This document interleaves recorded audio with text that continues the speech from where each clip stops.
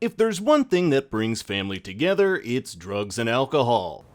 Goddamn right. From your wife being lit on fire, punching your dad in the face, or a machine gun wielding psychopath, Netflix's The Waterfront is a drug trafficking drama that'll have you saying, "Yay! Let's go kill things!" In this video, we'll be taking a deep dive into the ending and what might be in store going into Season 2. So grab yourself a drink and throw it at your brother, because here we go. The Waterfront follows the Buckley family, not related to the cough syrup, as they navigate the dangerous world of drug trafficking. Harlan Buckley, the head of the family, steered them away from the drug business after the assassination of his father by a rival cartel. Now they're doing their best to make an honest living, but the fishing industry isn't as lucrative as they'd like. The fish are drying up and the tourism they rely on isn't enough to keep them afloat. But Harlan is too stubborn to sell the land and his business. This land, after all, has been in the family for generations, and it's Harlan's stubbornness that causes both his wife Belle and son Kane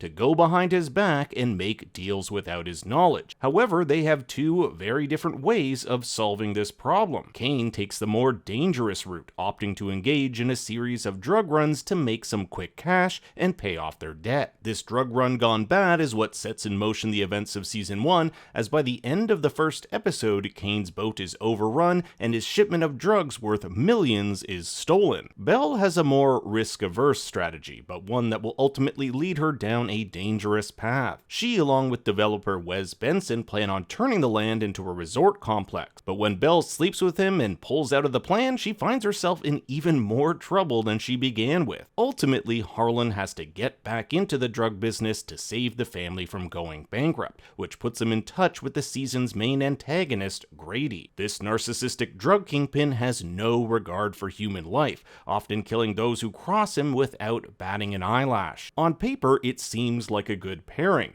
Grady has the product, while Harlan's family connections in town allow him to get away with things others cannot. For example, the acting sheriff, Drew Sawyer, is married to one of Harlan's cousins, and he uses this pull throughout the season to destroy incriminating evidence and save his own men from the law. Grady also researches the Buckleys and how they got into this business. Bo Buckley, Harlan's father, played a pivotal role in the Cali cartel's ascent to power. Bo double-crossed his supplier, a man by the name of Jeb Parker, and was murdered in cold blood. Kane will later ask Harlan why his grandfather betrayed Jeb, but we never get a definitive answer. There's definitely something more going on here than meets the eye. It doesn't take Harlan long to realize that Grady isn't the greatest of business partners. While Harlan prefers to keep a low profile and does everything by the book, Grady does not, brazenly showing up at his place of business and changing the details of their arrangement day by day. Knowing his business with Grady could get him arrested, or worse, someone in his family killed, Harlan goes behind Grady's back and makes a deal with the man who murdered his father. That just goes to show you how unpredictable Grady is. I mean, Grady was the guy, when Harlan wouldn't agree with him on doing extra runs,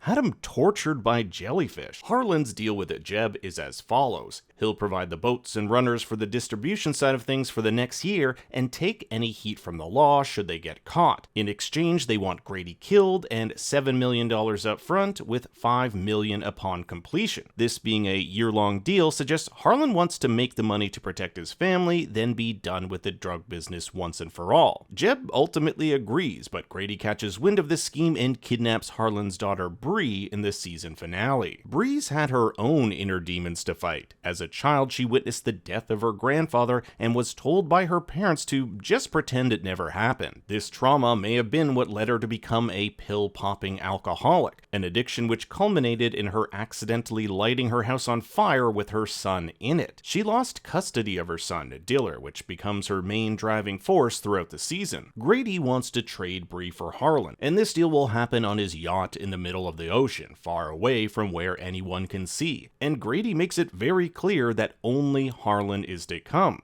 But the Buckleys devise a dangerous plan for Kane and Harlan's other son, Sean, to hide aboard his ship and surprise Grady and his men during the swap. But unbeknownst to everyone, Bree's son Diller stowed away on Grady's ship in an attempt to save his mom, adding an extra element of danger to this meeting. Now, Bree is a Buckley, which means she doesn't take shit from anyone and isn't going down without a fight. She ends up stabbing Grady with a makeshift wooden shank, which sees her getting shot and thrown overboard. But a quick-thinking Diller throws an inflatable raft, which ends up saving her life. Moments later, Harlan arrives for the exchange, where Grady explains what he's going to do. You know what? I want you to die, knowing you're the one to blame.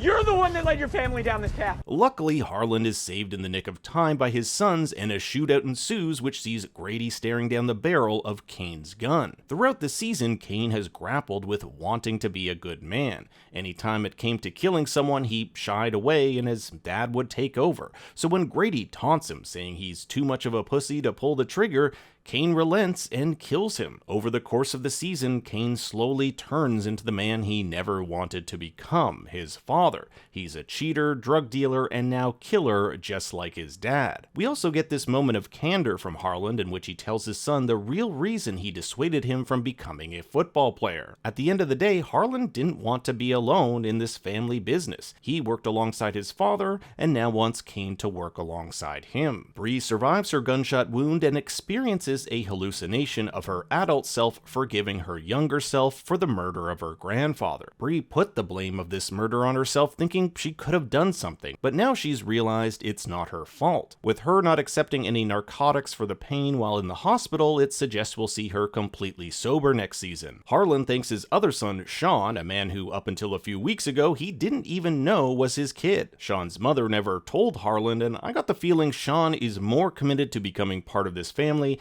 and taking part in the drug business than anyone else. He just wants to feel that he belongs to something because he never felt that before. Sheriff Drew was able to cover up Grady's murder, so it looks like from a legal standpoint the Buckleys are all good. Kane, however, has a lot to fix on the home front. His wife Peyton found out that Kane cheated on her. However, when we see her back together with Kane, something is really fishy. It's almost as if in less than a day she's gone from pissed to over it. She offers to make him dinner, kisses him, and says she's going to see to it that the family is all good. I can't help but think that she's hiding something. Perhaps she's working with someone else to bring the Buckleys down as an act of revenge. The ending, however, concludes with Bell. Emmett Parker, the son of Jeb, has found a way to help with that land deal that Bell had set up with Wes Benson, and he says this deal can only go through if Bell takes over the business from Harlan. He wants to meet her and make this all official and to tell Harlan about this plan. But when Belle has the chance to tell Harlan, she doesn't do it. Something that's totally going to bite her ass if there's a season 2. Even though this is going to pain Harlan, if we believe what Belle said in episode 7,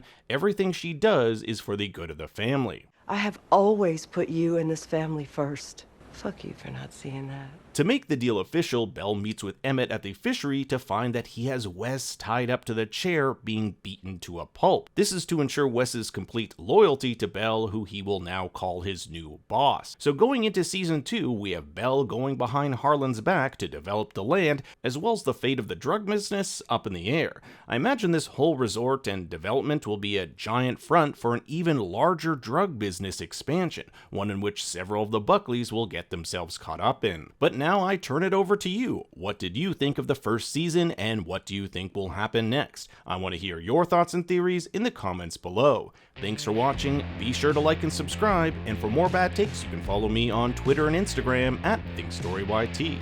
Until next time, remember, Daddy loves you very much.